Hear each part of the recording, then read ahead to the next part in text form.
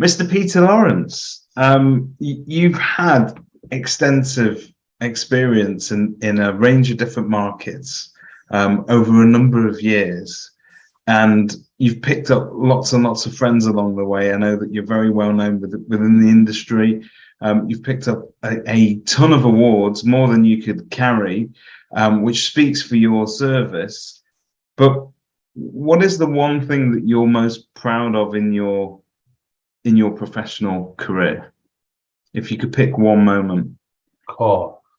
The first award's always the big one. So the first award's always the big one. And winning Best Newcomer in England was quite an outstanding achievement.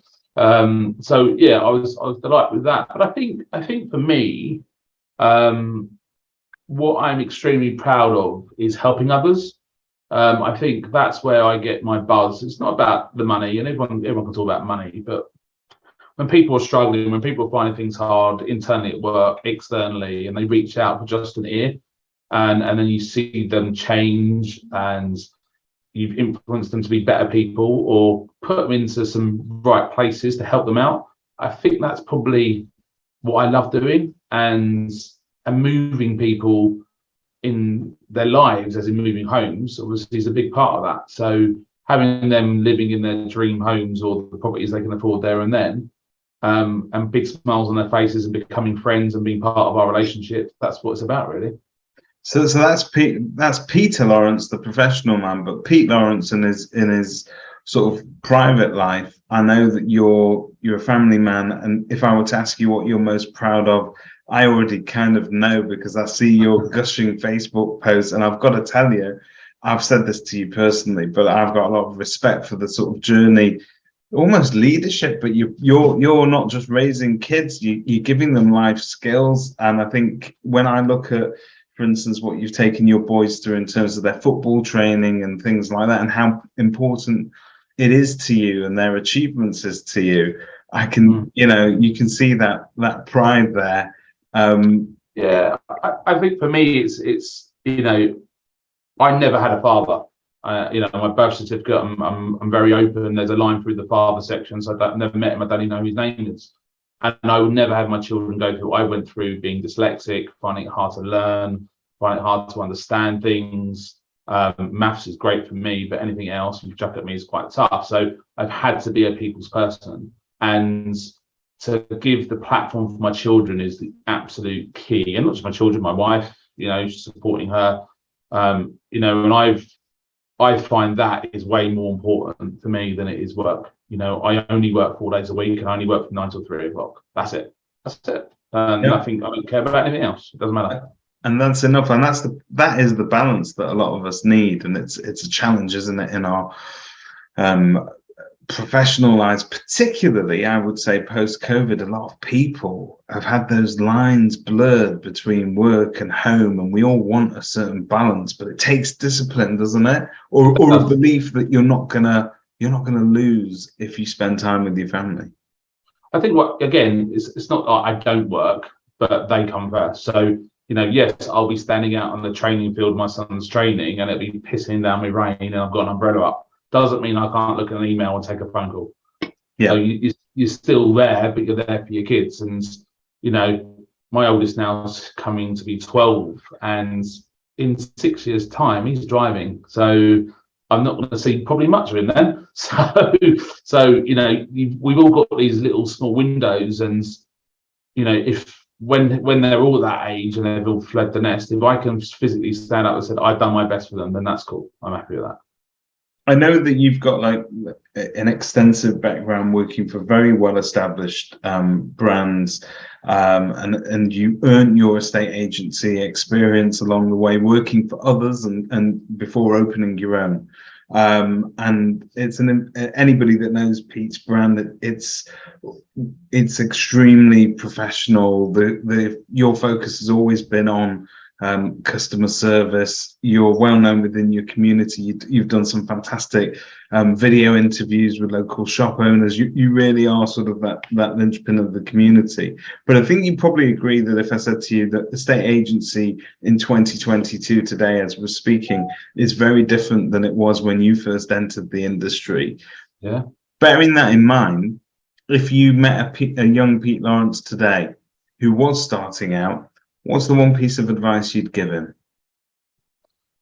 The number one advice that I would give him is make sure you're seen and be brave. So where a lot of today's traditional estate agencies would still sit behind screens, monitors, and worry about what people's opinions are of them, go out there and be different. And you know, God bless her soul, the Queen.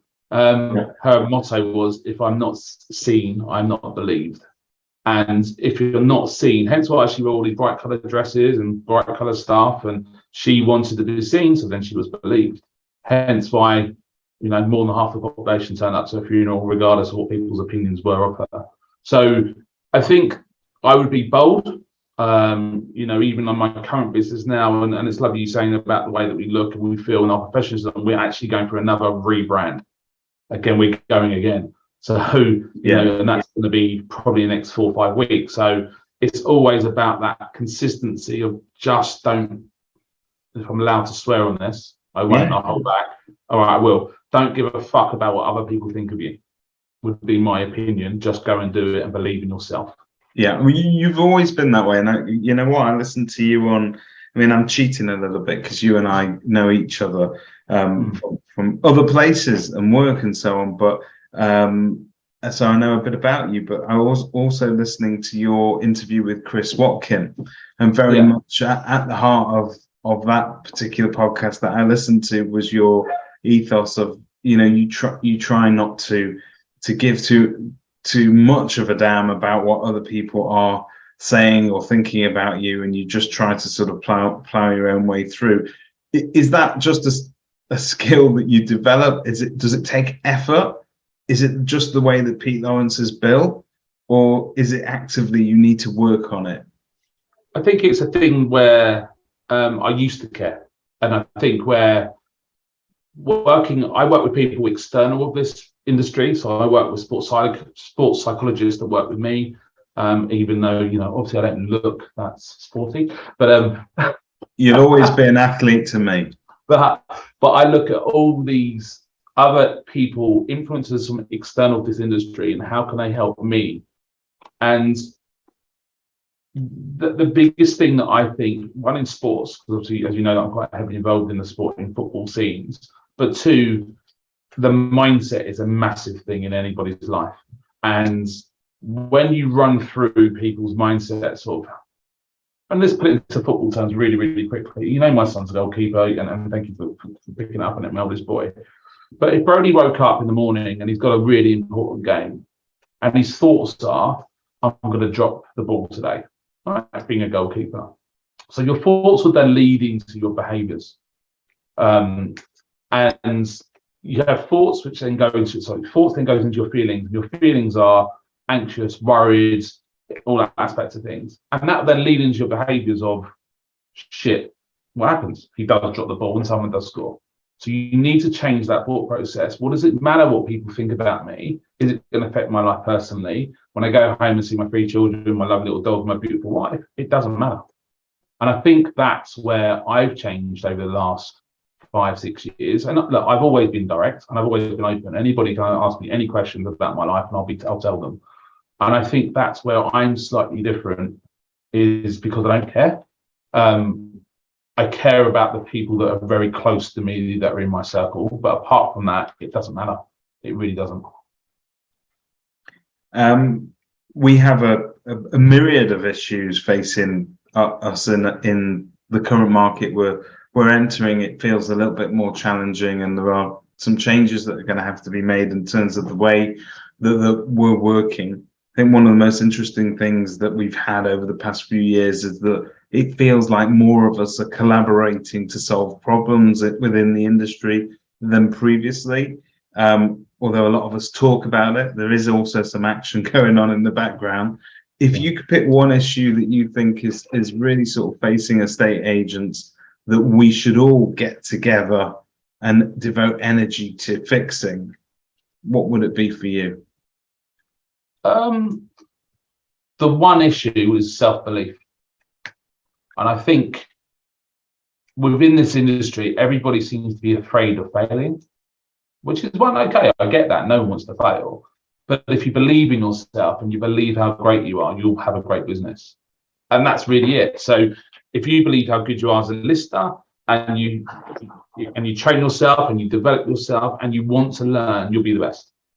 Just as a logical extension of that, we spoke off camera earlier about that race to the bottom that often happens when the markets get more challenging, and what you see some agents doing, and it happens in every marketplace up and down the country, almost a knee-jerk reaction to the slightest bit of challenges. Well, let's reduce our fees, because that really speaks of a lack of self-belief at the end of the day, because if the fee is the only differentiator, it means that you don't believe you deserve that business outright. I agree, but I think it also comes heavily down on key performance indicators. When you've got business owners putting so much pressure on their staff to get instructions, then they're under so much pressure, and if they don't have anything that's different, there's only one USP in an estate agency. There's only one, and it's you, right? Yeah. That's it. So if they don't trust you, you're not going to win the business. If they don't like you, you're not going to win the business. If you're not demonstrating to them how good you are, you're not going to win the business. They'll just judge on price and fee. That's it. So it's down to you as an individual. I think that's where a lot of businesses get it wrong. So let's just put it out there. We have some KPIs in our business where some people go, call one office, you're looking to get 35 instructions a month. And I'll go, yeah, but I'm happy with 15 at 1.5. Yeah. Any day of the week. Staff flexibility, and they understand the monetary value that still brings the business the profit, which is what we're here for, then it's easy. Do you think some business owners are afraid about sort of revealing to their staff exactly how much profit there is there? Do you think there's that in terms of what we reveal to them and what we? Yeah, I think there's a huge. So if I have an open book here, I literally open my book. Everybody knows what comes in, everyone knows what goes out. We have zero accounting software system, and we can run off a P&L. We literally run it off to yesterday. Live P&L at the end of the month. That's what we've earned. There's our profit. And it's don't care. They don't care. They all know that they're doing a great job. Yeah. Don't care how much. No. It is great, and it's refreshing to hear that. You would be surprised at how paranoid sometimes the mindset of business owners becomes, particularly in the estate agency sector, where our staff need KPIs sometimes, but sensible ones, in order to manage their performance. But at the same time, you're not willing to offer them that transparency of where they stand, and they're not stupid. They know exactly what the fees are, because they're the ones going out writing the business. So businesses like your own, where you're empowering your staff to almost become a partner in that process, because they're part of that decision, aren't they? They're massive. It's we're looking at the moment of how can we influence them even more by giving them share options within the organisation. There's people here that have been with me 9-10 years. I can't bloody get rid of them, right? But I don't want to, because they're great people, they're great staff members, and I think, for me to have my life and what I want, yeah, they must do what they have to do. But me as a business owner must do what they need, and I've got to give them all the tools. I've got to support them. I've got to consistently push out marketing. I've got to consistently put them through training development. I have to be there for them when times are tough, and I'm very open, fair, and transparent. And I think that goes a long way. Some people will call me and go, Peter, not feeling well today. Don't come in, it's fine. We'll get paid. Yeah, you'll get paid. No one takes the piss. Everybody supports each other. And when you have that relationship, again, I'll go back to my logo, the capital L and the lowercase r with the square around it from the periodic table. I believe in chemistry and relationships. And if you have that with anything you do, with anybody, you'll be all right. Someone will help you. You've got a relationship with a friend, they'll be there for you. You've got a relationship with an industry supplier, they will help you, they will support you. Yep. It's then when you get them letters from them industry suppliers saying your fee's gone up and there's no relationship, unfortunately, then you terminate it, right? But when you have great relationships, life's easy. You know, Yeah. would you still be with your wife if you wasn't in a good relationship? No, you'd move. Well, I wouldn't. I'd move on. Life's too short. You've got one life and you've got to live it, right? So, I think those are all very sensible and refreshing perspectives. And you talked about relationships, and at the beginning of this, I said that you're quite well known, and you are a lot of you've got a lot of industry friends, and so I'm going to put you in a very difficult position now. If you could pick one person who has been an influencer for you, or somebody that you look up to in the industry, who would it be? oh, flipping hell. And the caveat is that Pete could probably give you 20 or 25 quite easily, but picking one is always difficult, and I've put him in that position. It is extremely, extremely hard, and it has to be within the industry. Well, actually, no, I'm willing to open that up. Anybody really that has been that kind of inspiration and guiding light for you in terms of your personal and professional development, maybe, has got you to where you are today in terms of that ongoing support. I want to say my wife, because without her, I wouldn't be where I am today.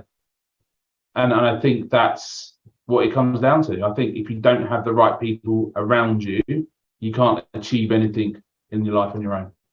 That's so beautiful. I'd say my wife. That is beautiful. Pete, thank you very much for taking the time to talk to me. No problem. Lovely speaking to you, mate. And